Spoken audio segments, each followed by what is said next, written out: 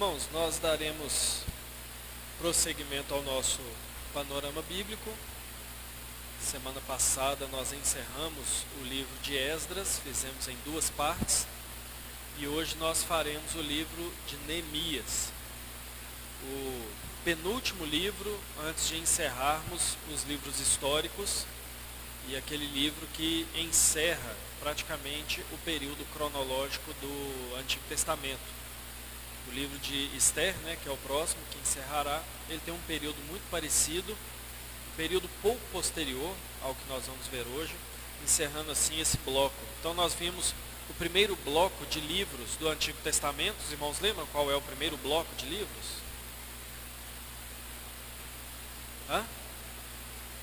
Isso, Pentateuco. Então nós vimos o primeiro grande bloco ali histórico, o Pentateuco. Estamos no segundo bloco, que é o chamado são os históricos. Teremos os poéticos, Jó, Salmos, Provérbios, Eclesiastes, que entram ali poéticos ou sabedoria, e depois os livros proféticos. Mas todos eles dentro do período histórico que nós estamos encerrando aqui. Então vamos abrir a palavra do Senhor em Neemias 1, nós vamos ler novamente o versículo que lemos na abertura. Nós vamos ler Neemias, capítulo 1, versículo 5.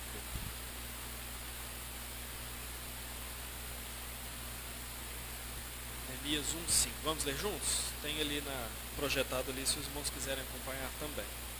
E disse: Ah, Senhor, Deus dos céus, Deus grande e temível, que guardas a aliança e a misericórdia para com aqueles que te amam e guardam os teus mandamentos. Irmãos, é muito comum a igreja receber algumas críticas, principalmente quando a igreja valoriza muito algumas coisas que normalmente nós classificamos como secundárias. Então, por exemplo, a vida profissional, a vida financeira, a vida acadêmica, a vida familiar. Algumas vezes a igreja ela é criticada por colocar importância em demasia sobre essas coisas. E de fato, quando essas coisas que são boas em si mesmas, mas não são as mais importantes, são colocadas como coisas principais na vida, elas acabam se tornando um ídolo, e nós temos realmente que fazer essa autocrítica se nós temos colocado muito valor, um valor acima do devido nessas coisas. No entanto, nós não podemos cair no risco também de ir para o outro extremo, de achar que essas coisas são pecaminosas em si mesmas. Então, o dinheiro não pode ser a coisa mais importante para mim, mas o dinheiro também em si mesmo não é pecaminoso. A minha vida acadêmica não pode ser a coisa mais importante para mim, mas eu também não posso desprezar a vida acadêmica. A vida profissional não é a coisa mais valiosa que nós temos, mas também não é uma coisa desprezível. Então, nós temos que entender que essas coisas, elas são boas, são dadas a nós por Deus, e ainda que não sejam as coisas mais importantes, nós devemos vivê-las de maneira correta. Por quê? Porque quando nós buscamos aquilo que é mais importante, o reino de Deus, a comunhão com Deus, o serviço ao Senhor, quando nós buscamos viver uma vida em piedade diante do Evangelho, todas as áreas da nossa vida, elas são influenciadas pelo nosso serviço ao Senhor. Então, aquilo que é mais importante para nós é a nossa vida espiritual, é a nossa comunhão com Deus, a nossa obediência ao Evangelho, o nosso abandono do pecado e do mundo. Isso é a coisa mais importante. E essas coisas, elas vão influenciando a maneira de nós trabalharmos, a maneira de nós estudarmos, a maneira de vivermos em família, a maneira de conduzirmos a nossa vida acadêmica, a maneira como nós lidamos com os nossos bens. Então, a forma de enxergar o Evangelho, ele vai moldar todas as coisas. E quando nós nos dedicamos a servir ao Senhor, nós prosperamos em outras áreas.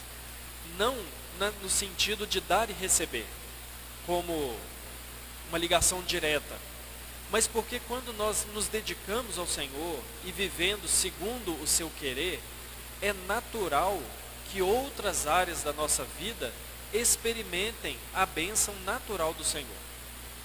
Então, se a minha vida profissional ela for pautada no Evangelho, é natural que eu prospere, porque eu vou trabalhar mais, eu vou trabalhar melhor, eu vou trabalhar com mais zelo, eu não vou fazer hora, eu não vou trabalhar errado, eu não vou fazer coisa mal feita, eu não vou ficar chegando atrasado, eu vou trabalhar bem. E o resultado de trabalhar bem é ser próspero no trabalho. Se eu estudo como de uma maneira a agradar a Deus, eu vou me dar bem no meu estudo. Porque se eu estudo de uma maneira a agradar a Deus, eu vou ser mais zeloso no meu estudo, eu vou ser mais concentrado, mais dedicado, eu vou fazer da melhor forma possível e o resultado não será outro, a não ser bem sucedido no meu estudo.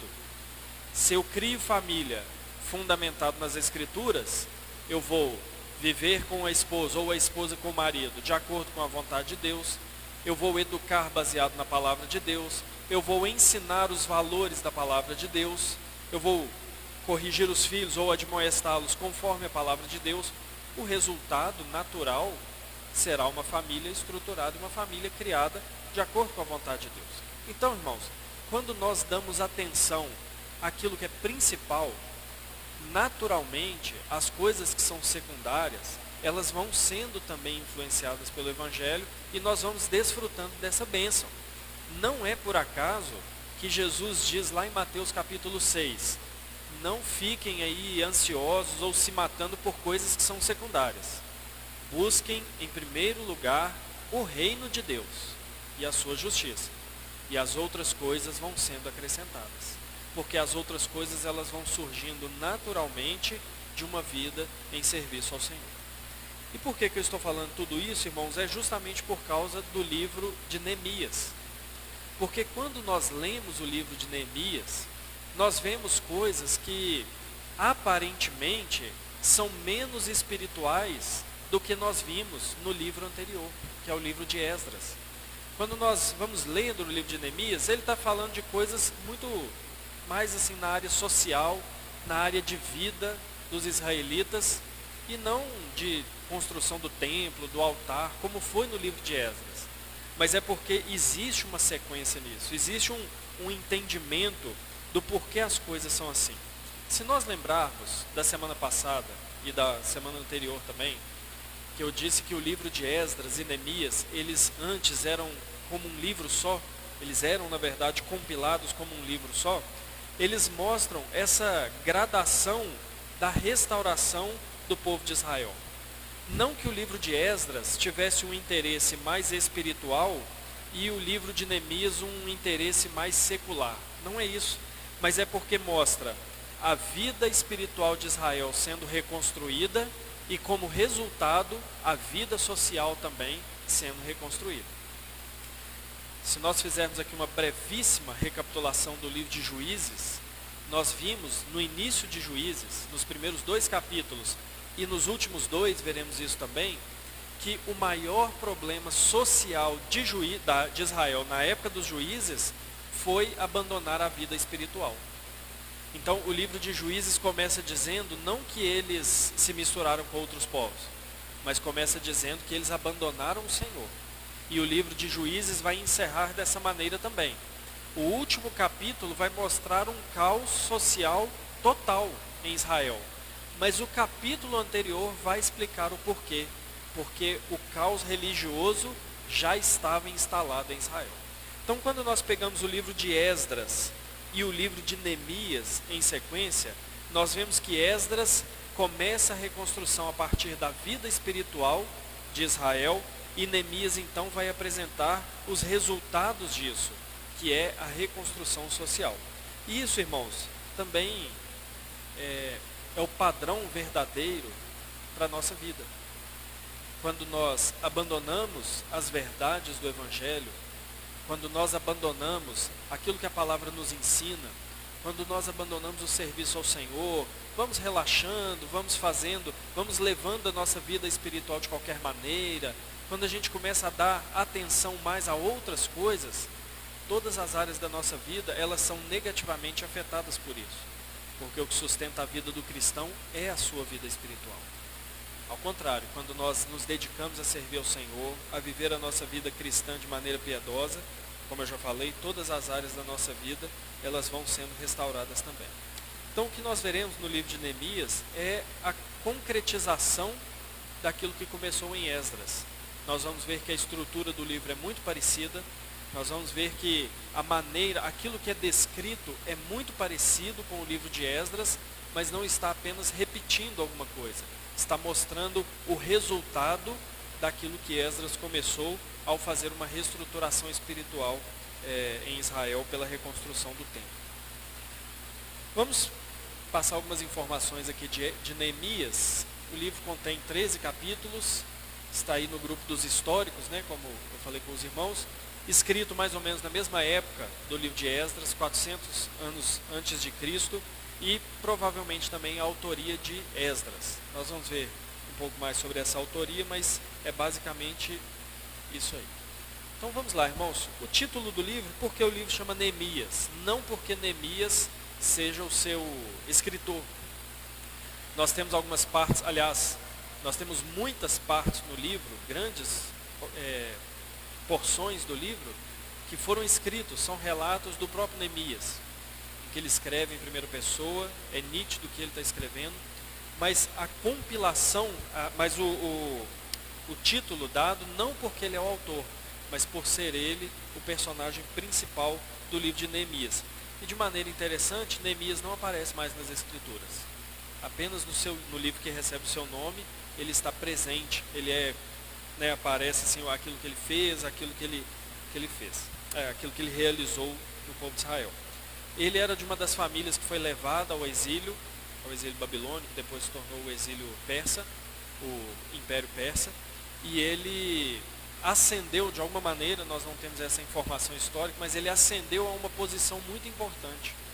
Quando nós vemos o início do livro de Neemias, nós vemos que ele era aquele funcionário da maior confiança do rei.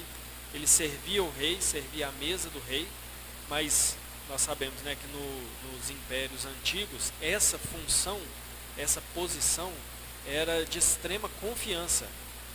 A gente vê na história aí, era sempre um tentando puxar o tapete do outro, né? Era sempre um tentando matar o outro. Então essas pessoas que serviam aos reis, aos imperadores muito próximos, eram pessoas de extrema confiança. E ele era de um outro povo e angariou essa confiança para servir o rei de maneira próxima.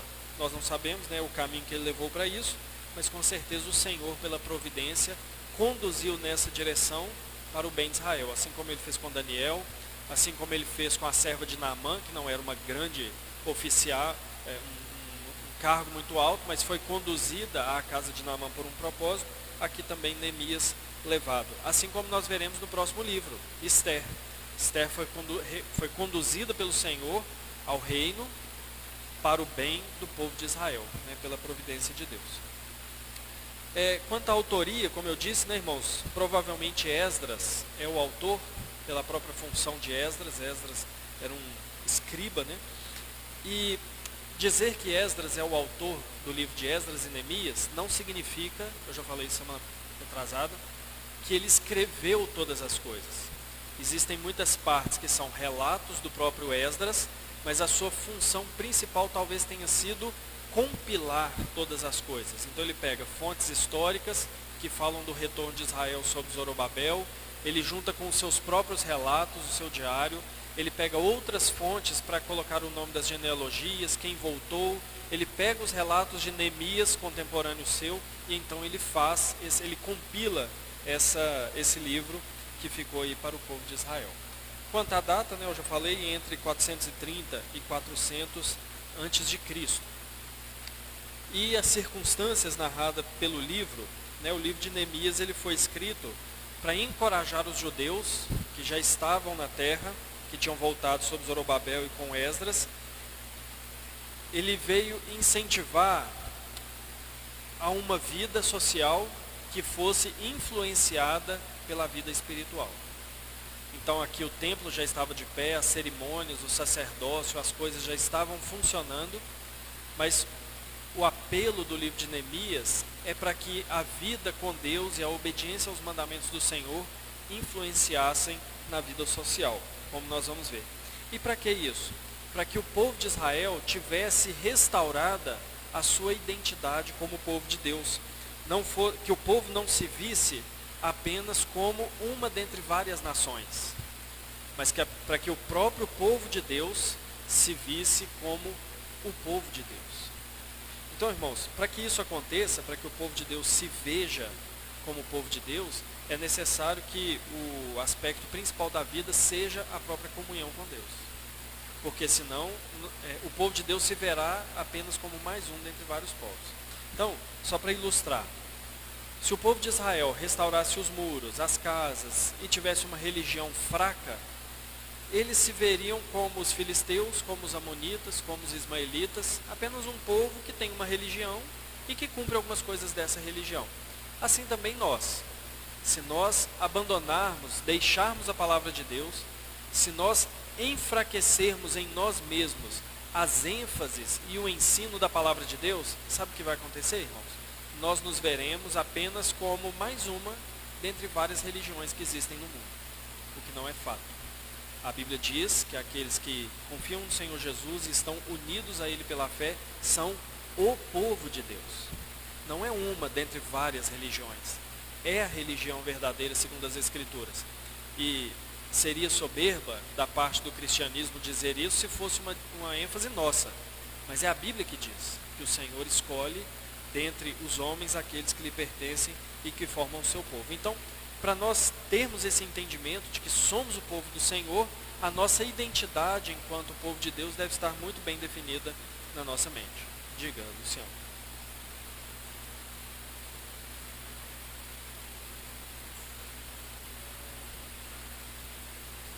Na época do Antigo Testamento.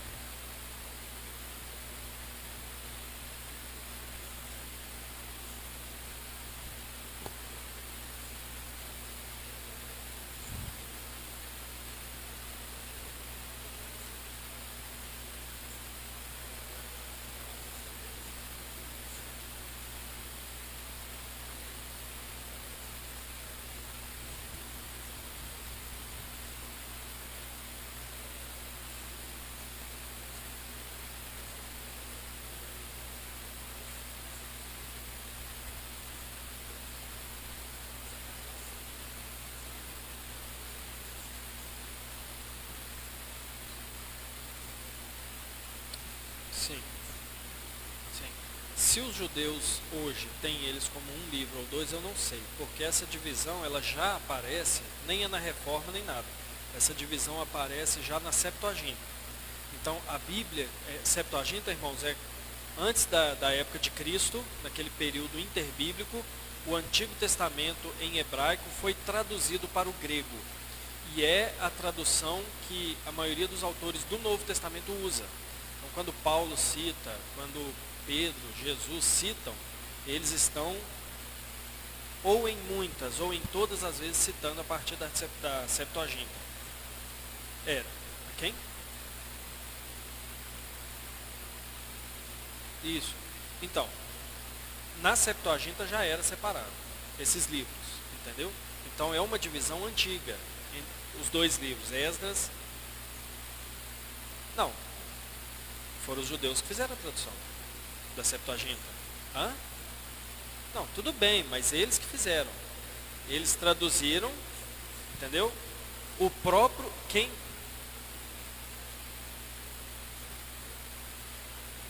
Não, mas os judeus usavam a Septuaginta. Pedro era judeu, Paulo era judeu, Jesus era judeu. Então eles usavam a Septuaginta, era a tradução que eles usavam das Escrituras, entendeu? Então já tinha essa separação. Agora, qual é o principal argumento ou que se usa para afirmar que era um livro só, além de documentos históricos? A própria estrutura. Como nós vamos ver aqui, quando a gente vê a estrutura do livro de Neemias, você vê que é uma estrutura cópia do livro de Esdras. não há nenhum problema, não agride em nada o texto bíblico nós trabalharmos de maneira separada. É apenas uma questão literária. Por exemplo, o livro dos Salmos são divididos em 5 livros. Na nossa Bíblia nós temos um livro só dos Salmos. Agora, se no passado aí alguém tivesse dividido o livro dos Salmos em 5 livros, primeiro livro dos Salmos, segundo, não haveria prejuízo nenhum também na questão da canonicidade, né? Porque algumas divisões que nós fazemos, elas não são inspiradas. Capítulos, versículos, subtítulos, nem parágrafos são inspirados. O texto grego e hebraico era escrito direto, não tinha divisão de parágrafos, né? Então, algumas divisões que nós trabalhamos no texto bíblico, não ferem em nada a canonicidade do texto, né? Então, a divisão ajuda por causa dos personagens. Mas nós vamos perceber daqui a pouco que a estrutura é muito parecida com o livro de Esdras. Inclusive no tamanho, né? Parece que foi muito, muito harmônico assim, o tamanho de cada uma das 4 partes dos livros. Então vamos ver a estrutura dos livros, a estrutura do livro, né? A primeira parte do livro de Neemias, nós vemos a reconstrução do muro de Israel. E é muito importante essa reconstrução do muro naquilo que eu falei, na reestruturação da comunidade como um todo. Porque o muro era um símbolo e tinha uma função muito importante para o povo de Israel. E a segunda metade tem a reconstrução da aliança, né, do povo como povo da aliança. Então, algumas informações importantes nós temos aqui na estrutura do livro. Primeiro, muitas coisas escritas em primeira pessoa. Neemias escreve muitas coisas relatando em primeira pessoa e ele dá um tom muito pessoal na sua escrita. Por quê? Porque em muitos textos nós vemos como se ele parasse aquilo que ele está narrando e fizesse uma oração. Veja aí, abra aí no capítulo 1. O versículo 5 que nós lemos, até o versículo 11, ele é uma oração. Então, Neemias capítulo 1, os versículos 1 a 4, vai narrando o que está acontecendo, mas no versículo 5, ele começa uma oração e termina ela no versículo 11. Se nós olhamos o capítulo 2, nós vemos que mais uma vez ele está narrando o que o rei fez, um diálogo dele com o rei, e mais uma vez no versículo...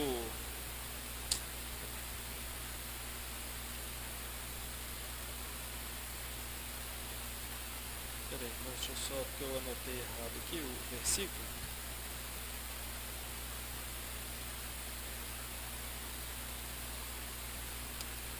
Bom, eu anotei um versículo que não, eu anotei o 11 e 12.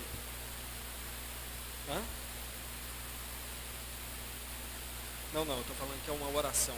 Ele narra a oração dele.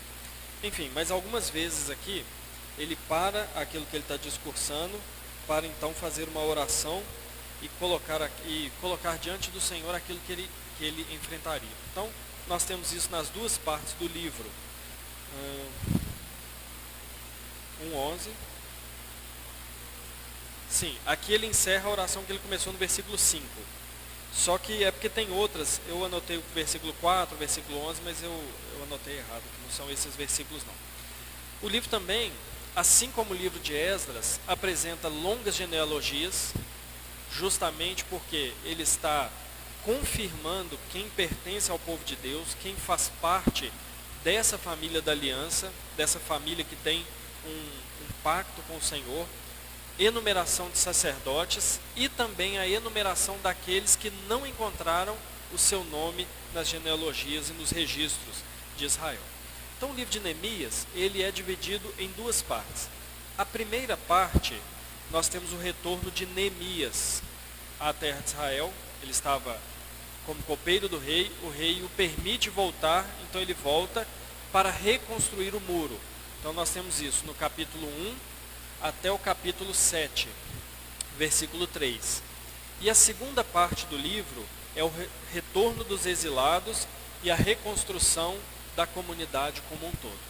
Então, irmãos, se nós seguirmos a estrutura de Esdras, olha o que nós temos, as 4 partes. Volta Zorobabel e reconstrói o altar e o templo. Volta Esdras e reconstrói a cidade. Volta Neemias e reconstrói o muro em torno da cidade. Voltam os exilados e reconstrói a vida social.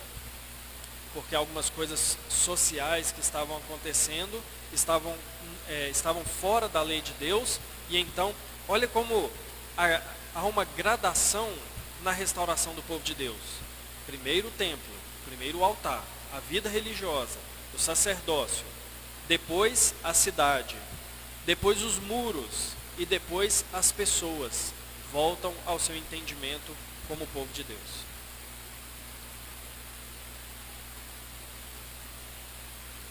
Não, nós temos outras tribos que voltam também, não só de Judá, né? Inclusive, como nós vimos no primeiro estudo sobre Esdras, no estudo sobre Crônicas, Segunda Crônicas, existe inclusive um chamado a tribos do norte também voltarem, né? Num sinal, num simbolismo de que todo o povo de Deus seria restaurado, né? Então não só da tribo de Judá.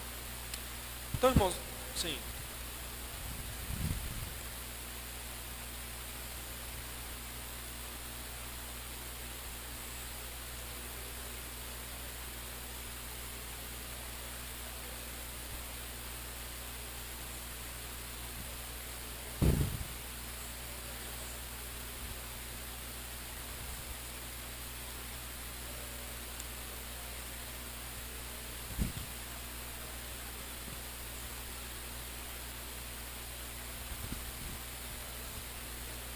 Nas listas de Neemias. Mas, eu estou contando aqui Esdras também, porque tiveram os retornos anteriores, né? No livro de Esdras. Mas não é só de Judá, porque a pergunta dele era se era só de Judá. Isso, não é só Judá, tem outras tribos que voltaram também, como Benjamim e a outra que você falou? Então, sim, muitas ficaram, preferiram ficar no lugar do exílio e outras se perderam também.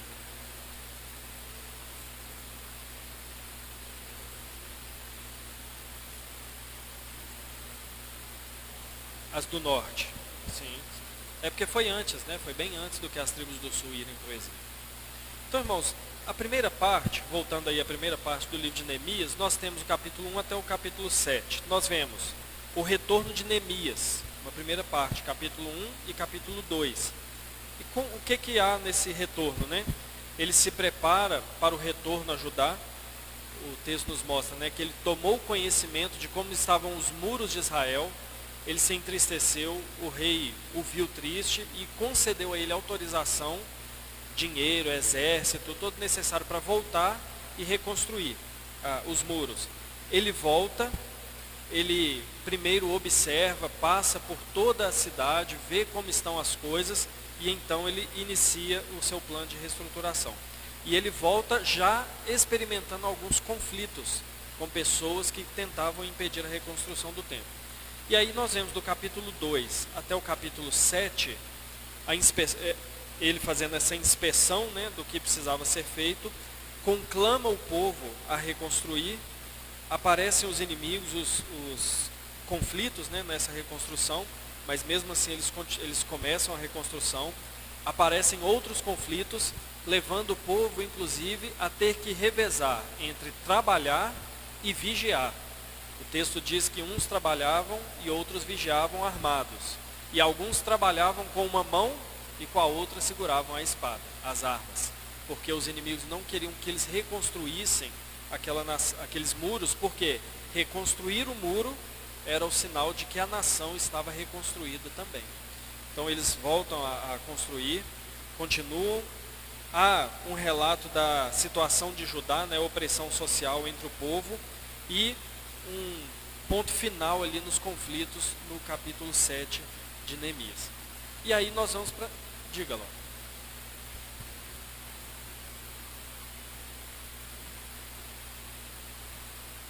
Não, eles eram dos povos ao redor. Principalmente da tribo do povo de Amon. Porque assim, O Império Persa ele dominou não só sobre Israel, mas vários povos ali ao redor. Então, pessoas desses povos, como Tobias e o outro que apareceu aqui, eles eram desses povos, não querendo que Israel reconstruísse os seus muros e se reconstruísse como povo. Então eles mandavam informações, nós vemos isso em Esdras também, eles mandavam informações para o rei dizendo, está reconstruindo, vai servir aos nossos inimigos e tal, para atrapalhar que Israel como povo fizesse a sua reconstrução. Então não era de dentro do povo de Israel mesmo não.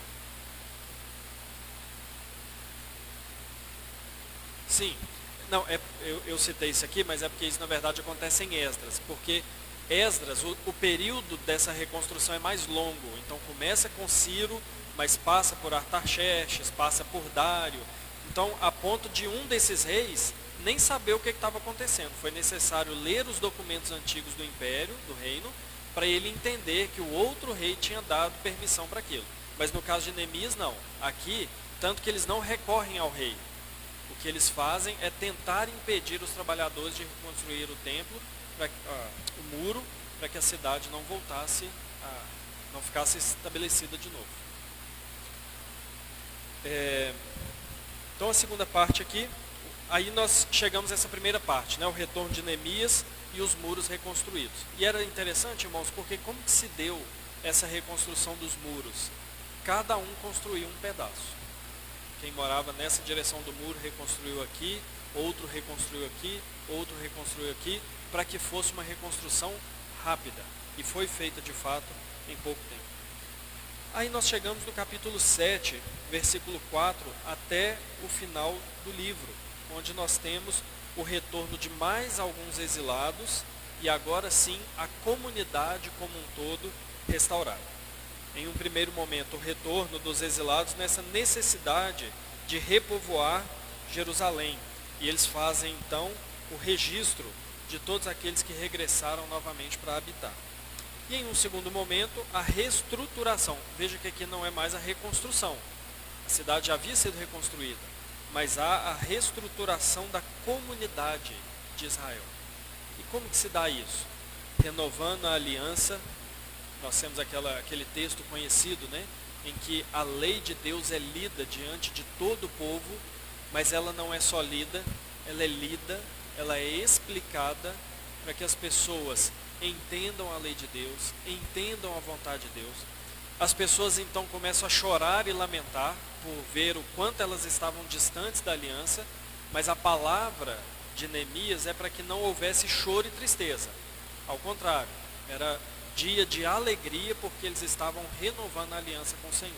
Então eles renovam as alianças, eles celebram a Páscoa novamente, eles fazem todo um cerimonial e todas as coisas dando os sinais de que Israel agora como povo de Deus estava reestruturado, mesmo estando de uma maneira completamente distinta daquilo que Israel já havia sido. Então eles leem a lei de Deus diante do povo, confessam seus pecados, ratificam seus juramentos de obediência, dedicam, né, o muro, consagram, né, a reconstrução, catalogam todos os sacerdotes, levitas, os arranjos, reformam o povo, né, excluindo os estrangeiros, lidando com os inimigos, com os levitas, observando o sábado e as alianças por meio de casamento. Então perceba que essa segunda parte de Neemias, fechando Esdras e Neemias, ele agora é uma reconstrução social. Não é mais tão somente reconstruir casas, muros, templo, porque tudo isso havia sido feito então. Então, irmãos, encerrando a estrutura do livro, o que a gente vê? Que o início de Esdras sequer tem o povo de Israel. O final de Neemias é com o povo restaurado, restabelecido. Obviamente, não foi uma reestruturação e um restabelecimento permanente, mas para a história da salvação, ela cumpre o papel de manter vivo o povo de Deus de onde sairia o Messias, onde Deus cumpre ou cumpriria as suas promessas da vinda do Messias.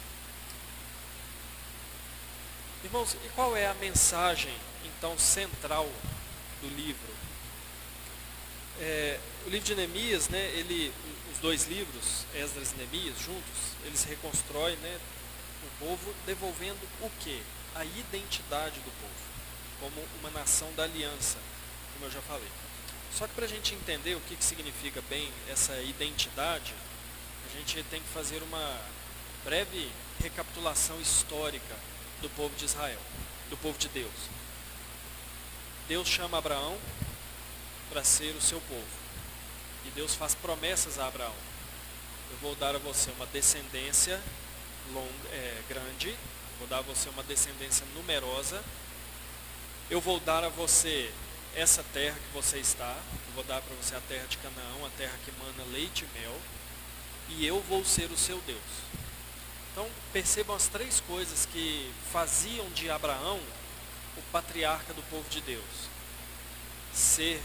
Ter Deus como seu Deus, ter uma terra onde ele cultuaria a Deus e ter um grande povo que serviria e cultuaria a Deus também. Essa promessa é feita a Abraão e ratificada aos patriarcas, a Isaac, a Jacó.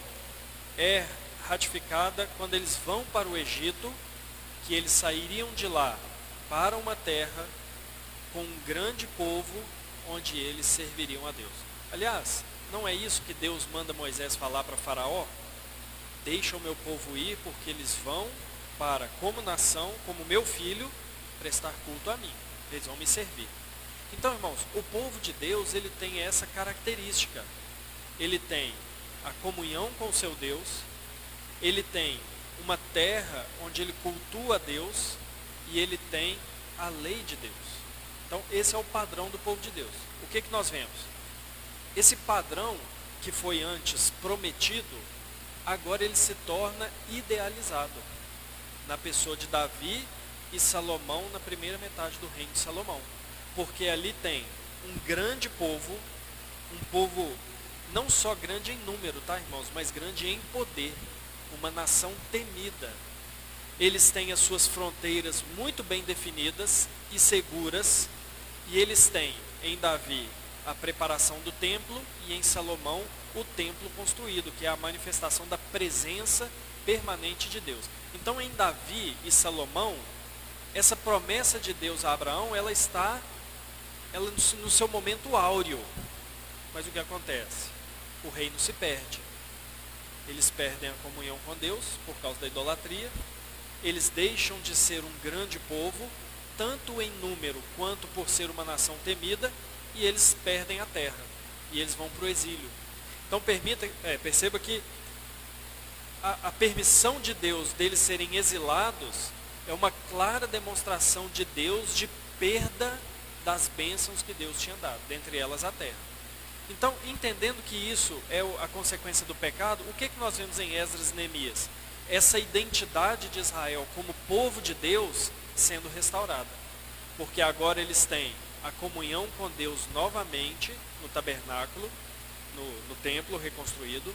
Eles têm a sua terra dada por Deus, e ainda que não seja mais uma terra numerosa como antes, é uma terra protegida porque os muros estão reconstruídos. Então eles têm a comunhão com Deus, eles têm a terra, o local de comunhão com Deus, e eles têm a lei de Deus novamente instituída no meio do povo. Então a mensagem do livro de Neemias é justamente essa: devolver ao povo de Deus a identidade do povo de Deus. Alguém tinha levantado a mão e eu não vi, foi você?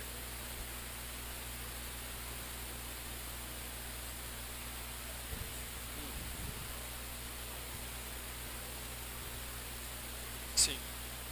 Abraão e Jacó também.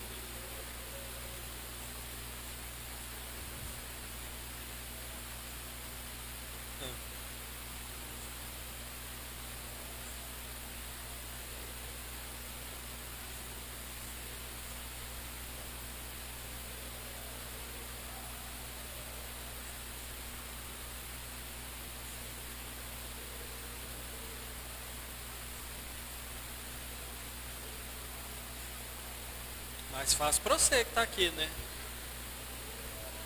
É muito mais fácil sair e começar do zero, né? Não? É.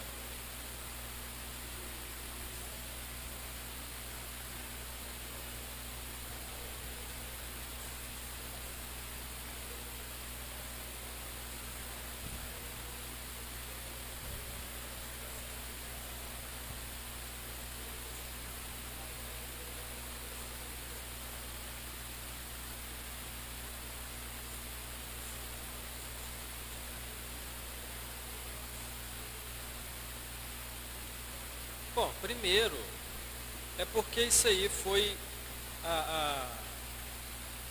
é porque dizer que foi a vontade de Deus parece, assim, deixa eu voltar. Dizer que ele fez isso só porque foi a ordem de Deus pode parecer uma resposta muito simples, mas não é. Primeiro, por que ele fez isso? Porque Deus mandou. E por que Deus mandou? Porque a ideia de Abraão sair daquela terra, ela não é manifestada só nessa saída, é porque é a ideia de deixar os seus deuses, a sua idolatria e o seu paganismo para trás. Tanto é que quando Deus chama, ele sai, Deus faz aliança com ele, e aí o texto dá uma resposta para nós, uma informação, que às vezes ela parece uma informação muito simples, mas não é. É uma informação que confirma a fidelidade de Abraão a Deus, porque o texto diz assim: e Abraão foi caminhando sempre na direção do Negueb. O que significa isso? Ele não voltou para a terra dele, porque a intenção de Deus não era que Abraão reformasse a terra dele, porque a terra dele não era o povo de Deus. Dentre aqueles, Deus escolheu Abraão e falou: você é o meu povo. Então ele tira Abraão de lá e coloca aqui sozinho e fala assim: eu vou ser o seu Deus, você vai ser o meu povo, você não vai voltar mais para a sua terra, assim como falou com Israel: não voltem nunca para o Egito. Agora, isso é na antiga aliança, porque quando a gente pensa na promessa que Deus fez a Abraão, a descendência de Abraão ia voltar,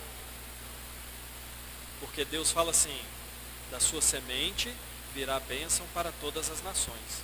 É por isso que na nova aliança, o chamado que Deus nos dá e aquilo que Ele faz conosco é nos fazer voltar para a terra pagã e idólatra, e aí sim pregar o Evangelho para que ali conheçam o Senhor. Mas isso na nova aliança. Na antiga aliança é a retirada de Abraão, fazer o povo de Deus, forjar o povo pelo caráter do Senhor, para que em Cristo, depois de Cristo, conhecendo o caráter do Senhor e uma nação que não é mais geográfica, mas é espiritual, ela volte para cumprir essa bênção que Deus deu a Abraão. Eu estou tirando, mas a sua descendência vai voltar e vai abençoar todas as famílias da terra. Entendeu? Então é mais ou menos por isso. É porque assim, às vezes quando a gente fala: ele foi só porque Deus mandou, parece uma coisa pequena, mas não é. Porque tem coisas que a gente faz só porque Deus manda. Mas porque para Deus mandar a gente fazer alguma coisa, tem um sentido.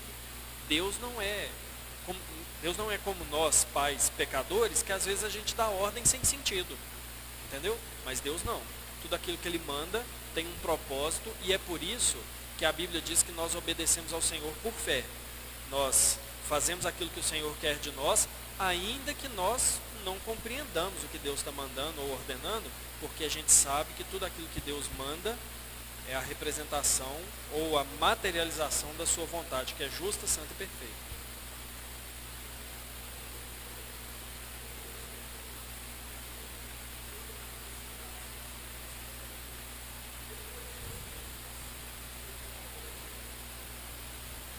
Sim.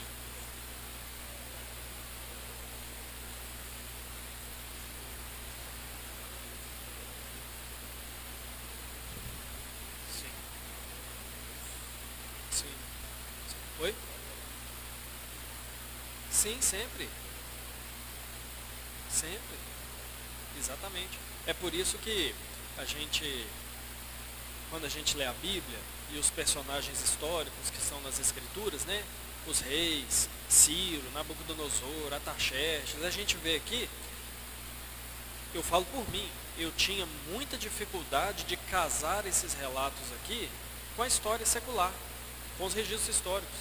Mas na verdade, a história que nós lemos aqui, veja bem, irmãos, eu não estou falando que os livros históricos ou registros são canônicos, não é isso que eu estou falando, mas quando eu leio um livro de história, eu tenho que ler no entendimento de que Deus está no controle daquelas coisas.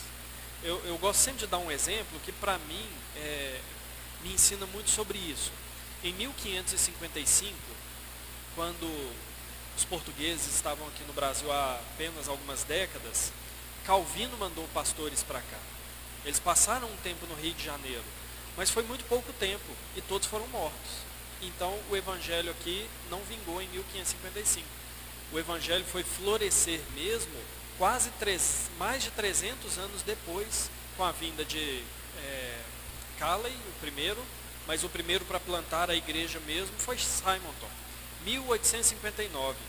Aí a gente pensa assim, poxa, se lá em 1555 tivesse vingado, em 1800 já tinha uma igreja forte aqui. Pois é, mas talvez a igreja aqui estaria igual está na Suíça hoje, em Genebra. Então, quando a gente percebe essas coisas, nossa, mas matou os pastores, acabou, não tem mais protestantismo aqui. Mas Deus, Ele está conduzindo todas as coisas, na história, na condução de todas as coisas. Eleição, a rainha que morre, e não sei o que. Irmão, isso aí a gente pode não entender, mas Deus está no controle de todas as coisas. Não para fazer as coisas do nosso jeito, né? Mas do jeito dele.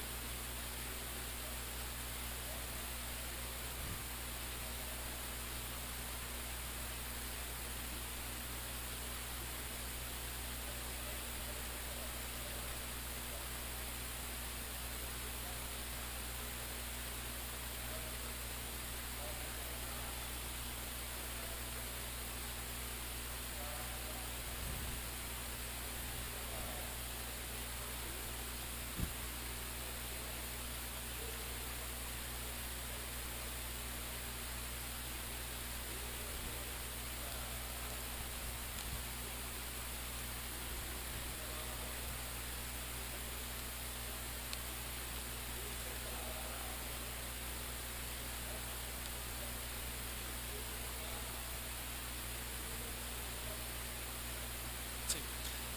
A tirada dele é justamente nessa. Veja bem, é até interessante, né? Porque quando a gente conversa com alguns irmãos nossos de outras denominações e que tem certa dificuldade com a doutrina da eleição e da predestinação, sempre fica aquela questão, né? Ah, mas como assim? Deus chama, Deus separa, Deus elege. Mas eu nunca vi ninguém questionando Deus fazer isso com Abraão.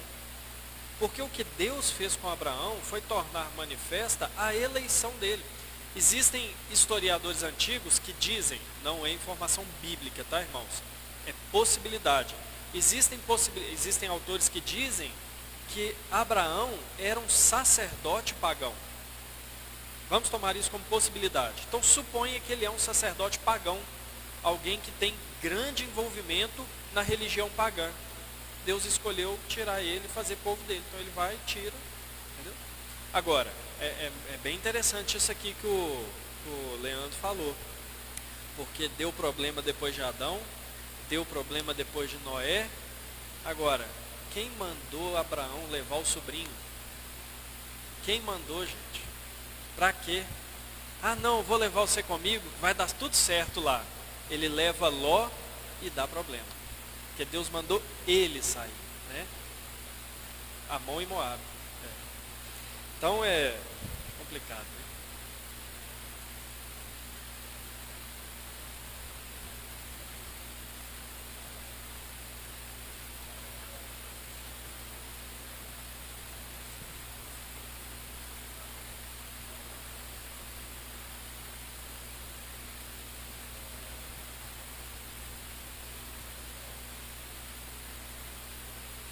Sim,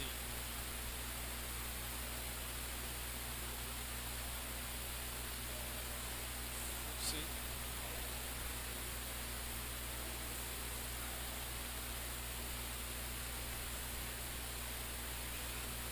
sim, exatamente. A escolha de Deus ela é muito clara, né? Então, e a gente não deve ter medo de afirmar essas coisas, porque afirmar isso é tão somente afirmar a soberania de Deus. Porque é o que eu já conversei com alguns irmãos, né, que falam assim, ah, não, a gente tem como escolher, a gente tem como perder a salvação ou rejeitar o evangelho. Olha, se for para ser salvo por um Deus que não tem o controle disso, eu não quero não, não é muito seguro não. Porque se é para ficar na mão de um Deus que ele pode me deixar cair qualquer hora, pelas minhas falhas, é melhor não, né, melhor ficar do jeito que está. Mas não, afirmar Deus tirou Abraão, por que ele não tirou o irmão de Abraão? Porque ele não quis. Então, somente isso, ele não quis. Ele quis tirar Abraão, e tirou Abraão, assim como ele fez com a gente. Não, por que Deus me salvou, não salvou fulano? Porque ele não quis. É simples, porque não estava de acordo com os seus propósitos. Então, irmãos, nessa volta à identidade do povo, primeiro ali a terra é segura, é construídos os muros, e eu falei, né, que essa construção dos muros é importantíssima para a visão de Israel, porque ali está muito bem separado o povo de Deus daquilo que não é povo de Deus. Então o muro, é interessante que até Apocalipse traz de volta a imagem do muro, né, reconstruído, claro, com outro, um simbolismo, não o muro mesmo, mas a construção do muro, quando ele está pronto, está dando identidade para Israel. Agora vocês não são como esses outros povos aqui. Há uma divisão muito grande. Em segundo lugar, a reconstrução da vida enquanto povo pactual. Porque olha o que acontece na época de Neemias. Eles voltam com Zorobabel, com Esdras, voltam a habitar na terra. Aí o que começa a acontecer?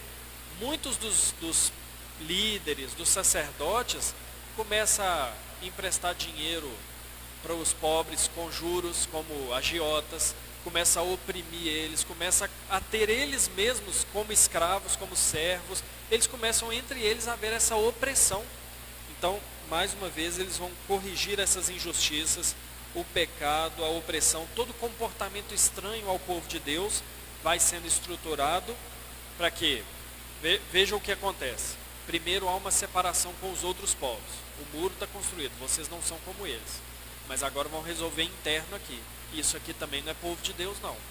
Então agora vocês vão viver de acordo com aquilo que a lei do Senhor mostra. Então, a mensagem do livro de Neemias aponta para a necessidade do povo de Deus manter e preservar a sua identidade como povo distinto do Senhor. E é justamente nesse ponto, irmãos, que nós devemos encontrar a maneira de nós lermos o livro de Neemias apontando para o Evangelho e para Cristo. Porque a Bíblia nos convida a vivermos de maneira distinta. A Bíblia nos chama a vivermos tendo fortalecido em nós a identidade de Cristo. Irmãos, como eu falei no início da escola dominical, nós não somos apenas mais uma dentre várias religiões existentes. Não está tudo em pé de igualdade. Nós que estamos em Cristo, nós somos o povo de Deus. E é Cristo que deve conferir a nós essa identidade como povo de Deus. Nós não somos como os outros povos. Existe um muro de separação, ainda que de maneira muito icônica, né? Paulo fala que o muro foi destruído, porque Paulo vai dizer o seguinte: antes tinha um muro entre judeus e gentios. Em Cristo, esse muro é dividido, não tem mais divisão de povos. Mas aí mais adiante ele vai mostrar a divisão que tem entre puros e impuros. Aquele que roubava não rouba mais, aquele que mentia não mente mais. Ao fazer isso, o que Paulo faz? Ele constrói um muro invisível entre os crentes. Fora desse muro vivem os que roubam, os que mentem, os que servem a outros deuses, os idólatras. Mas dentro desse muro, que é Cristo, vivem aqueles que não mentem mais, aqueles que não matam mais, aqueles que não adoram outros deuses, mas adoram somente ao Senhor. Então, o Evangelho, ele confere a nós essa identidade que nós devemos viver e preservar. E qual é a nossa identidade? O próprio Cristo. Ele nos confere essa identidade. Por quê? Porque tudo aquilo que fazia o povo de Deus ter uma identidade, Cristo faz por nós. Se o povo de Deus tinha uma terra onde eles habitavam em comunhão uns com os outros e em comunhão com Deus, é isso que Cristo nos oferece.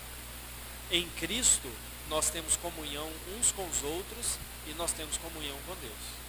E não só aqui, mas é o que o Senhor nos promete para a vida eterna. Uma terra onde habita a justiça, onde nós temos comunhão perfeita uns com os outros e comunhão com Deus. Então, estar em Cristo define para nós como identidade o ter comunhão uns com os outros e com Deus. Além disso, uma das coisas que definiam o povo de Deus era a obediência à lei. Veja que Deuteronômio, quando dá a lei, antes de Moisés repetir a lei, ele vai dizer o porquê que ele dá a lei.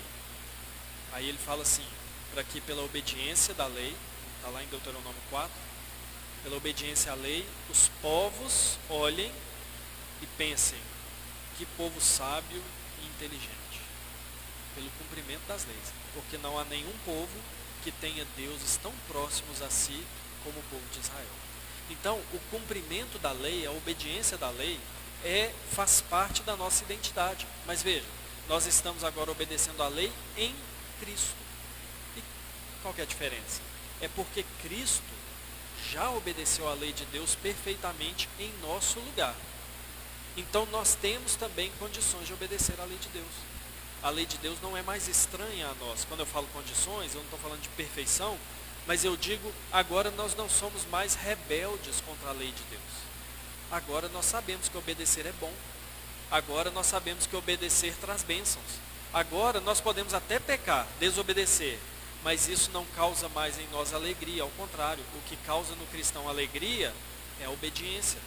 É andar de acordo com a lei de Deus. E isso é o quê? É a identidade do Evangelho sendo formada em nós. Deixando aquilo que não pertence ao Evangelho. Então, Cristo nos dá a lei cumprida, um local de comunhão com Deus e, qual que é o terceiro? E o templo, né?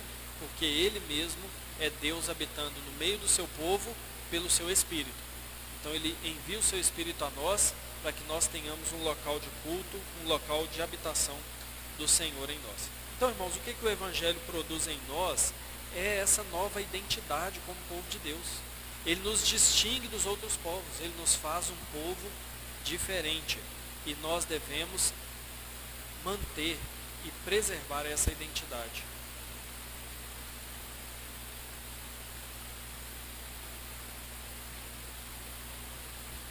Sim.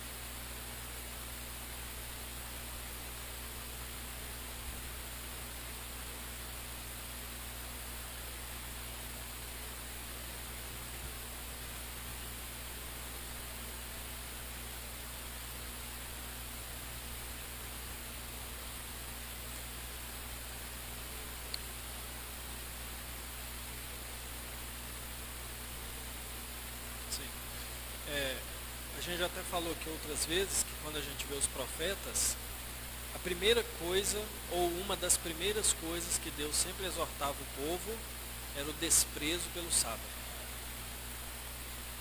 E irmãos, olha, uma das coisas que a igreja brasileira, não sei nem se é só brasileira, não, mas uma coisa que a igreja cristã precisa resgatar de maneira assim, veemente, para experimentar um grande crescimento espiritual, uma grande edificação, é o dia do Senhor.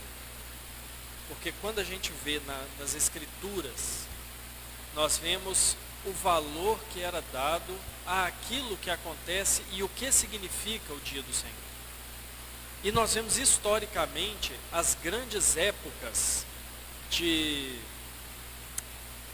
como é que eu posso dizer? As grandes épocas em que a força do Evangelho ficou marcada foram épocas em que o dia do Senhor era inegociável.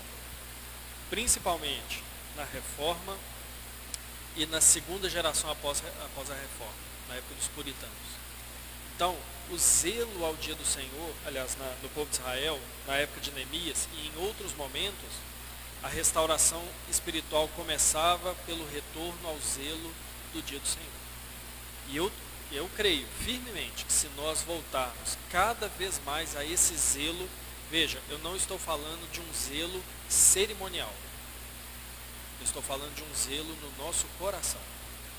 Nós colocarmos como firme propósito na nossa vida de ter o dia do Senhor e guardar o dia do Senhor e viver o dia do Senhor e nos devotarmos ao dia do Senhor, nós vamos experimentar grande crescimento espiritual, grande crescimento eclesiástico, grande crescimento na nossa vida, porque aí nós vamos colocar cada coisa no seu lugar, as coisas mais importantes como mais importantes, e o resto, as outras coisas, o Senhor vai acrescentar. Então, é uma marca do povo de Deus saudável, o zelo pelo dia do Senhor. Irmãos, para nós encerrarmos aqui, 3 aplicações, né? O que o Senhor quer de nós, né, baseado em Neemias. O Senhor quer de nós coisas relacionadas a Cristo, aos crentes e à sua lei. Em relação a Cristo, nós devemos lembrar que o que nos faz cristãos não é a nossa profissão denominacional, mas é a nossa profissão de fé em Cristo. Então, o que o Senhor quer de nós é que essa nossa união com Cristo seja aquilo que defina a nossa identidade. Nós somos sim definidos pela nossa denominação, nós somos presbiterianos, mas isso não é o principal. Isso talvez seja apenas um pequeno reflexo da nossa definição em Cristo, porque há como nós sermos presbiterianos sem sermos cristãos. É plenamente possível. Se a gente batizar, professar a fé sem ter passado pelo novo nascimento, nós somos presbiterianos sem ser cristãos. Mas o que é esperado de nós é que nós creiamos em Cristo e o próprio Senhor Jesus molde a nossa identidade nele, pela comunhão uns com os outros, pela comunhão com Deus, pela obediência à lei que demonstra o nosso amor ao Senhor. Em segundo lugar, se nós estamos unidos a Cristo, então nós temos que viver também unidos uns aos outros. Veja que um dos grandes esforços para o povo de Israel era estar juntos novamente como um só povo. Deus não poderia ter mandado levitas aos vários povos onde Israel estava exilado? Um levita vai juntar um povo ali, outro levita vai juntar um povo ali, mas o grande esforço foi para que o povo estivesse junto, em torno do templo, em torno da adoração. Então, o Senhor quer de nós também que nós, como parte da nossa identidade, vivamos em união uns com os outros, porque nós forjamos a identidade cristã uns dos outros pela nossa comunhão.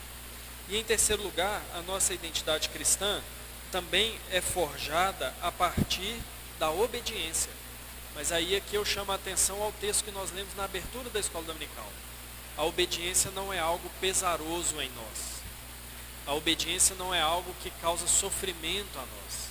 A obediência, para quem está unido a Cristo, é a manifestação do amor a Deus.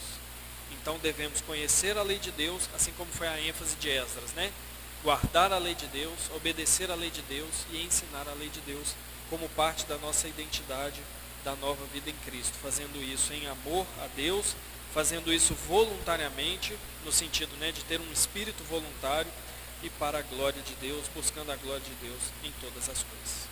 Então, irmãos, o livro de Neemias, que nós estudamos aí, nos ensina, né, como Israel obteve de novo a sua identidade e como essa identidade estava dentro do plano salvífico de Deus, porque foi a partir daí, dessa reestruturação, que a fidelidade de Deus às suas promessas foi mantida e posteriormente para a vinda de Cristo, para que Ele forjasse em nós a nossa identidade.